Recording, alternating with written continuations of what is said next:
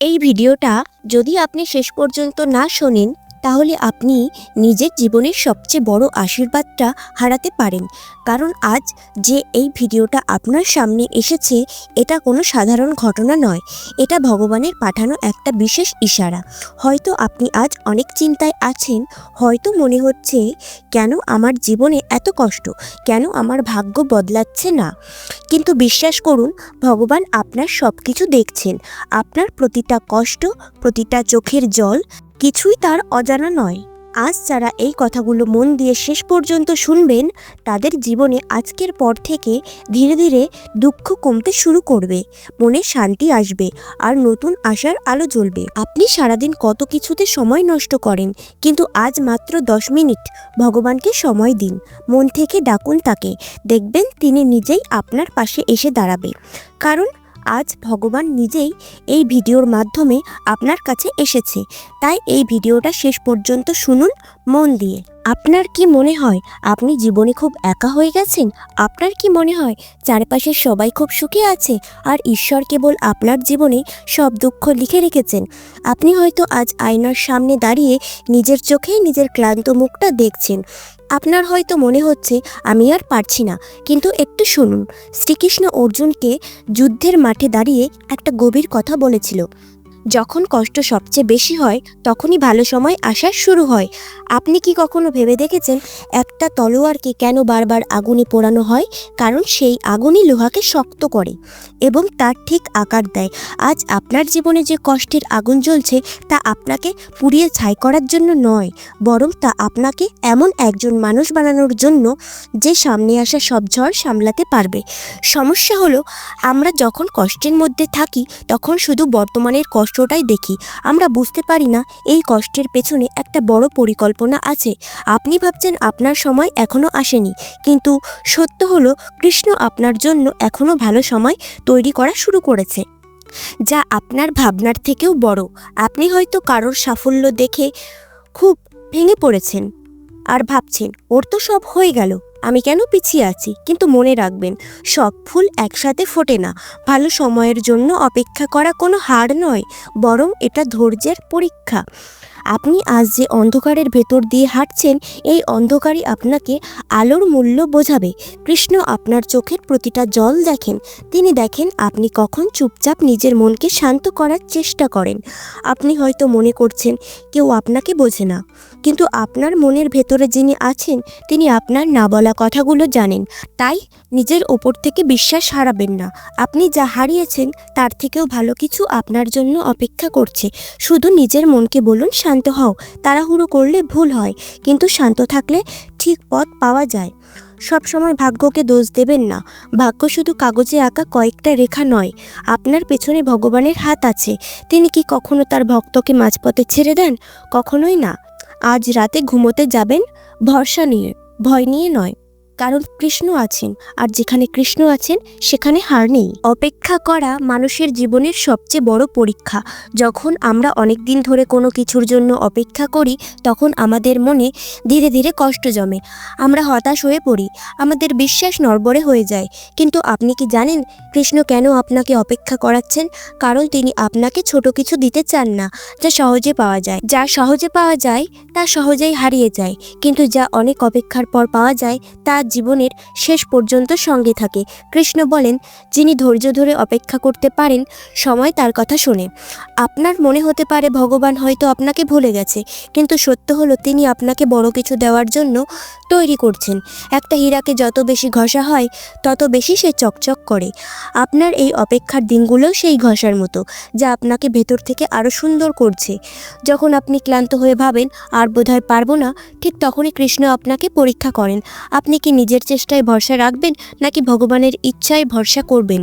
আমরা যখন সমস্যায় পড়ি তখন নিজের বুদ্ধিতে সমাধান খুঁজতে দৌড়াই, অস্থির হয়ে হাজারটা পথ খুঁজি। কিন্তু কৃষ্ণ বলেন, সব দুশ্চিন্তা ছেড়ে শুধু আমার ওপর ভরসা রাখো। ভগবানের ওপর ভরসা করা মানে কাজ ছেড়ে দেওয়া নয়। ভগবানের ওপর ভরসা মানে হলো আপনি মন দিয়ে চেষ্টা করবেন, কিন্তু ফল কী হবে সেই চিন্তা ভগবানের হাতে ছেড়ে দেবেন। যখন আপনি সত্যি সত্যি সব ভার কৃষ্ণের ওপর ছেড়ে দেবেন তখন আপনার মন শান্ত হয়ে যাবে। যাবে। তখন আপনি আর লাভের জন্য কাজ করবেন না, আপনি কাজ করবেন ভালোবাসা থেকে। আপনি কি লক্ষ্য করেছেন, যখন আপনি কোনো কিছু পাওয়ার আশা ছেড়ে দেন, শান্ত হয়ে যান, ঠিক তখনই সেই জিনিসটা আপনার কাছে চলে আসে। এটাই ভগবানের ওপর ভরসা করার শক্তি। কৃষ্ণ আপনার প্রতিটা কষ্ট দেখেন, আপনার প্রতিটা চোখের জল তার কাছে ফুল হয়ে জমা হয়। আপনার জীবনের প্রতিটা না পাওয়া আসলে কৃষ্ণের অদৃশ্য আশীর্বাদ। আজকের কান্নার বদলে তিনি ভবিষ্যতের হাসি জমাচ্ছেন। আপনি ভাবেন আমার কেউ নেই, কিন্তু আপনার সাথে যিনি আছেন তিনি পুরো পৃথিবীর মালিক। তার চেয়ে বড় বন্ধু আর কেউ হতে পারে না। যখনই নিজেকে একা লাগবে, হাতটা বুকে রেখে অনুভব করবেন তিনি আপনার সাথে আছেন, তিনি আপনাকে কখনো ছেড়ে যাবেন না। আজ যারা আপনাকে ছেড়ে চলে গেছে, যারা খারাপ সময়ে পাশে ছিল না, তাদের প্রতি রাগ রাখবেন না, কারণ তারা ছিল আপনার জীবনের শিক্ষা। কৃষ্ণ তাদের সরিয়ে দিয়েছে কারণ আপনার সামনে যাওয়ার পথে তাদের দরকার নেই। আপনার এই একাকিত্বের সময়টা আসলে আপনার ভেতরের উন্নতির সময়। কৃষ্ণ চারপাশের সব আওয়াজ সরিয়ে দিয়েছেন যাতে আপনি তার ডাক শুনতে পারেন। শান্ত থাকুন, আপনার বিচার এখন কৃষ্ণ নিজের হাতে নিয়েছেন। আপনার হারানো প্রতিটা দিন দ্বিগুণ সুখ নিয়ে ফিরে আসবে। যখন সময় আপনার খারাপ থাকে, তখন শুধু নিজের কাজ করে যান, আর মনে রাখুন, বিশ্বাস, আপনার জয় নিশ্চিত। আপনি কি ভাবছেন আপনি একা লড়াই করছেন? আপনার কি মনে হচ্ছে আপনার সব শক্তি শেষ হয়ে গেছে? তাহলে আপনি ভুল ভাবছেন। কৃষ্ণ বলেন, যখন ধৈর্য নষ্ট হয় তখনই আমি ফিরে আসি। আপনার জীবনের ধৈর্য মানে আপনার ভালো মন, আপনার বিশ্বাস, আপনার আশা। যখন এগুলো হারাতে বসে, তখন কৃষ্ণ আপনার ভেতরেই এক অদৃশ্য শক্তি হয়ে জেগে ওঠে। আপনি যেটাকে নিজের দুর্বলতা ভাবছেন, সেটাই একদিন আপনার সবচেয়ে বড় শক্তি হবে। একটা নদী যখন পথে বড় পাথর পায়, সে কি থেমে যায়? না, সে আরও জোরে বয়ে যায়, পাথরটা পাশ কাটিয়ে চলে যায়। আপনিও সেই নদীর মতো। সব বাধাগুলো আপনাকে থামাতে আসেনি, আপনাকে আরও শক্ত করতে এসেছে। মানুষ যখন ভাবে আমি সব হারিয়ে ফেলেছি, ঠিক তখনই সে কৃষ্ণের সবচেয়ে কাছে থাকে, কারণ তখন অহংকার থাকে না, থাকে শুধু ভরসা আর আত্মসমর্পণ। এই সময়ে কৃষ্ণ আপনাকে অসাধারণ শক্তি দেয়, যে শক্তি দিয়ে আপনি অসম্ভবকেও সম্ভব করে তোলেন। আপনি কি লক্ষ্য করেছেন, অন্ধকারে বাইরের জিনিস দেখা যায় না, কিন্তু মনের কষ্ট অনুভব করা যায়। এই কষ্টের অন্ধকারই আপনাকে নিজের ভেতরের শক্তি চিনতে শেখাচ্ছে। আপনি ভাবছেন আমার কেউ নেই, কিন্তু আপনার সাথে যিনি আছেন তিনি পুরো পৃথিবীর সৃষ্টিকর্তা। নিজের মনকে জিজ্ঞেস করুন, আপনি কি ছোট আঘাতে ভেঙে পড়ার মানুষ? না, আপনি কৃষ্ণের সন্তান। আপনার রক্তে সাহস বইছে। আপনার কষ্টের আগুন আপনাকে শেষ করবে না, এটা আপনাকে আরও ভালো মানুষ বানাবে। আপনি যখন হাল ছেড়ে দিতে চাইবেন, তখনই অনুভব করবেন একটা অদৃশ্য হাত আপনাকে সামনে ঠেলছে। ওটাই কৃষ্ণের হাত। তিনি আপনাকে কখনো একা ছেড়ে দেন না।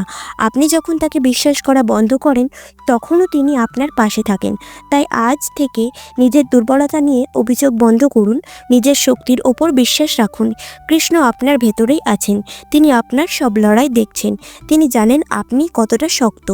এই ভেতরের যুদ্ধ একদিন আপনাকে অনেক উপরে তুলে দেবে।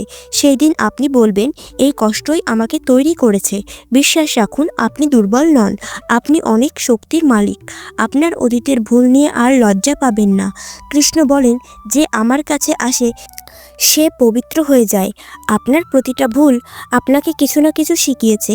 আজ আপনি আগের থেকে বেশি বোঝেন, বেশি সচেতন। কৃষ্ণ আপনার ভুলগুলো মুছে আপনাকে নতুনভাবে গড়ে তুলছেন। এই শক্তির জাগরণ আপনার ভেতরের লুকোনো ক্ষমতাকে জাগাবে, যা দিয়ে আপনি আপনার স্বপ্ন পূরণ করবেন।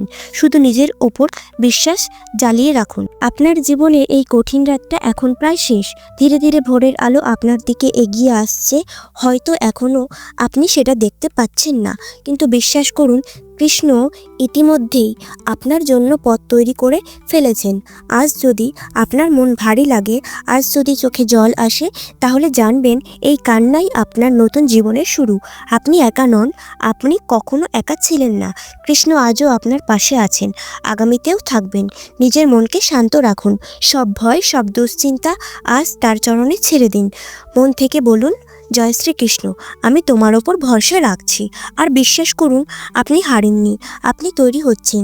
আপনার সময় খুব কাছেই। আজ থেকে নতুন করে শুরু করুন, নতুন বিশ্বাস নিয়ে, নতুন সাহস নিয়ে। আপনার সামনে সুন্দর দিন অপেক্ষা করছে। যদি আজকের কথাগুলো আপনার মনে ভালো লাগে তাহলে ভিডিওটা লাইক করুন, চ্যানেলটাকে সাবস্ক্রাইব করুন আর প্রিয় মানুষের সাথে শেয়ার করুন। জয় শ্রীকৃষ্ণ। শান্ত থাকুন, শক্ত থাকুন, বিশ্বাস রাখুন।